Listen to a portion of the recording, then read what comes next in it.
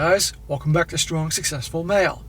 So for today, do an update to a video I covered yesterday, which is titled, Wife Who Ruined Husband's Life by Demanding Open Marriage, Left Penniless, Alone, and Without a Home.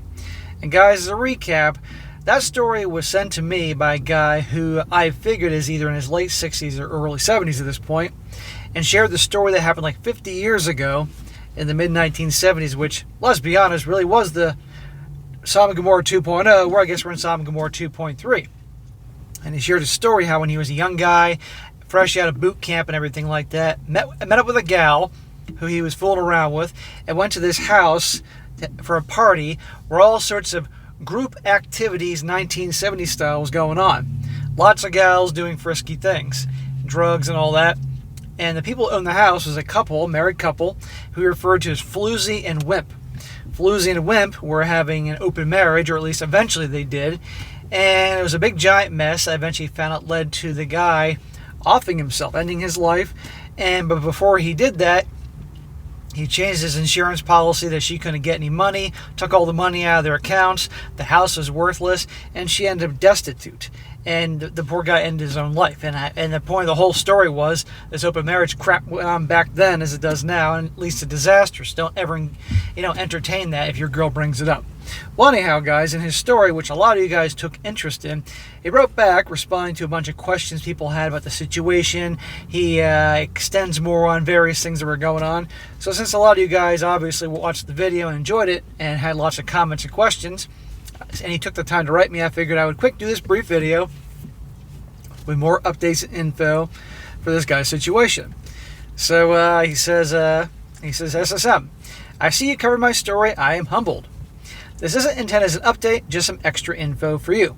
Well, all the guys took the time to listen to your story, so I figured they'd like to hear it. First off, I've never seen Boogie Nights.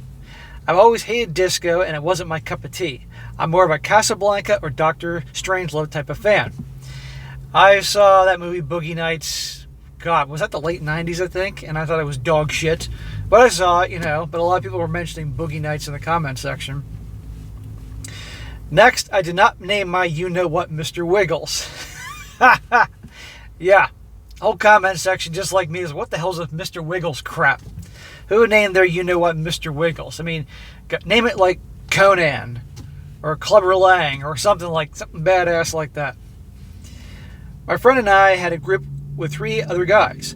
All good buds, agreed 99 times out of 100 of the time. During one of our bowl sessions, someone used the name. We all laughed until we cried, and the term became our inside joke. One time, Eve called it my Willie, to which I indignantly replied, "That's Wilhelm von Straup to you, madam." She called it Wilhelm from then on in and never did the nickname thing for any other woman. He says, did it bother me that Eve had slept with guys I knew? He says, small town, limited pool, no expectations, and condoms. She knew I did not get serious and that my military career came first. Good. Eve was not the girl you get serious with at all. But if she was cool like you described, and she could be someone you can just have casual fun with, no strings attached, and you wore condoms, fine. Because it sounded like she was a drama-free type of gal. Well, minimal drama. There's always going to be some fucking drama. I knew that she'd have a difficult time with relationships given her family life and later activities. Other than her S-word proclivities, Eve was a very intelligent and funny person. I didn't judge her, and we'd become close friends even without the sex, and sometimes we'd actually go out for a drink or dinner. Whereas in my original story, my first real girlfriend stood me up. Eve would sometimes break dates when I got to town.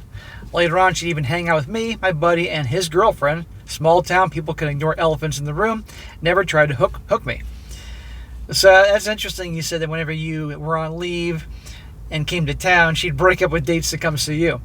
I'm willing to bet you there was probably some part of her that was hoping that you two, because you had a bond, aside from the hookups, that maybe one day, maybe you get together, but you obviously do. No, not happening, and good for you.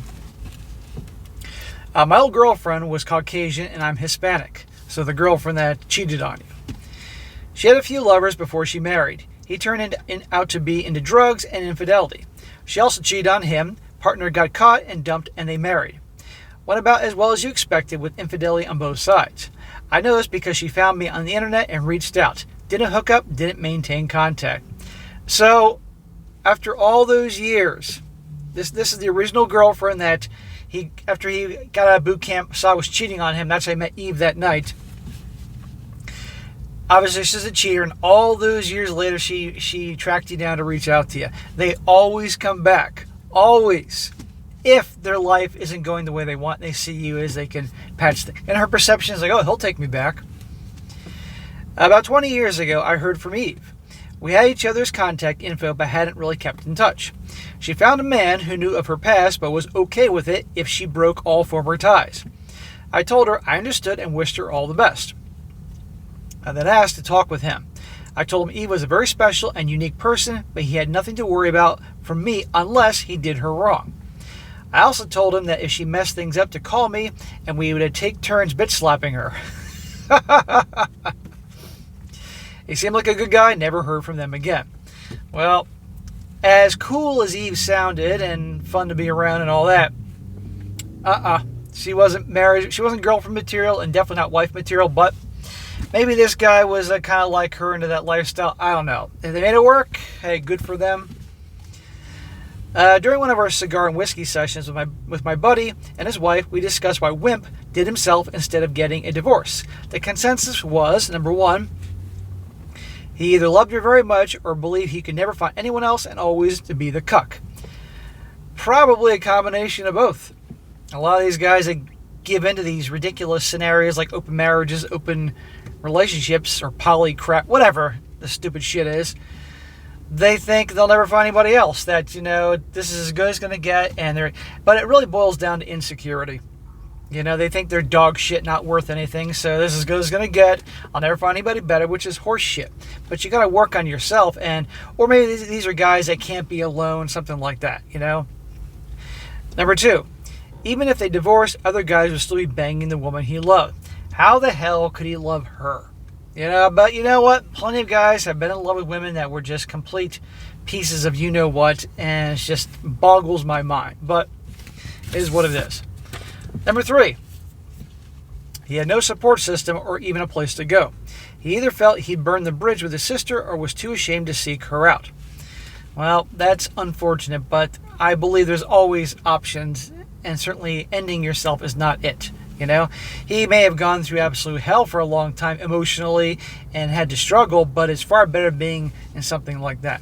Now, I don't recall you saying how old Wimp and Floozy were, but I'm assuming probably at least 30s or 40s or something like that.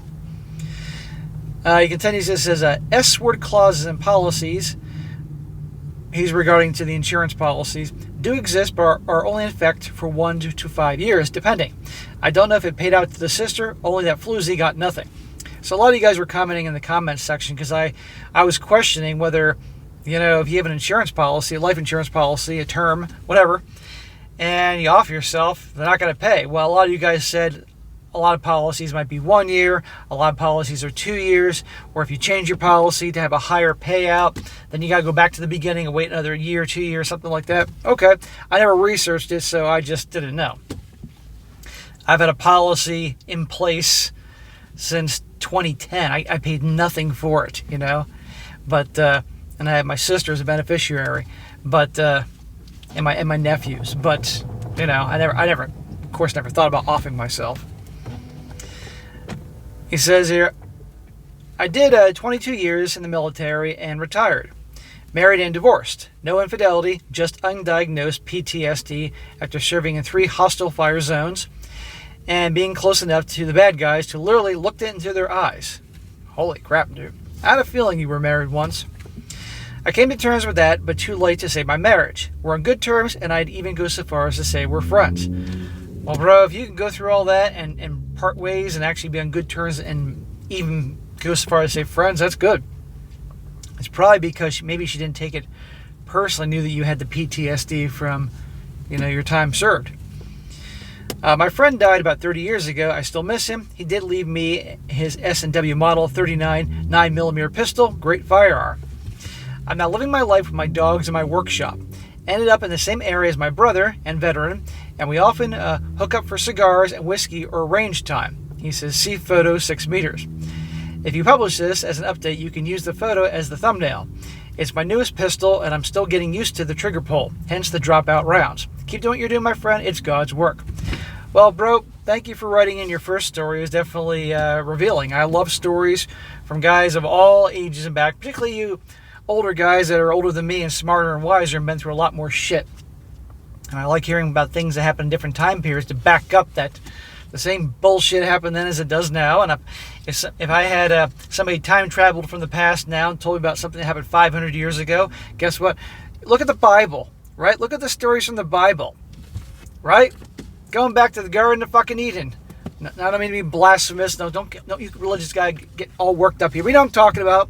Eve manipulating Adam with her naked ass body to eat that apple, right? And then all these other stories in there. So these stories are valuable from all time periods here. And by the way, he had a picture. He had a picture attached to this email of his targets that he was blasting away with his new weapon. Pretty cool. So, all right, guys, that was it for today. Be sure to comment down below. Let me know what you think about this. Give this guy a shout out. And sir, again, I appreciate you writing in. I hope all is well with you. And guys, if you have a great story like to share, definitely email it to me, strongsuccessfulmale@gmail.com. This also includes a question for the Ask SSM series, or just a crazy-ass story you found that I can do on my other channels, They Did What, or the SSM Clips, which you should all subscribe to right now. Help me grow the channels, help me spread the word. Really appreciate it. And you send your story, and I'll get to it when I get the chance. And be sure to like the video, share it with your friends, and subscribe. I'll catch you next time.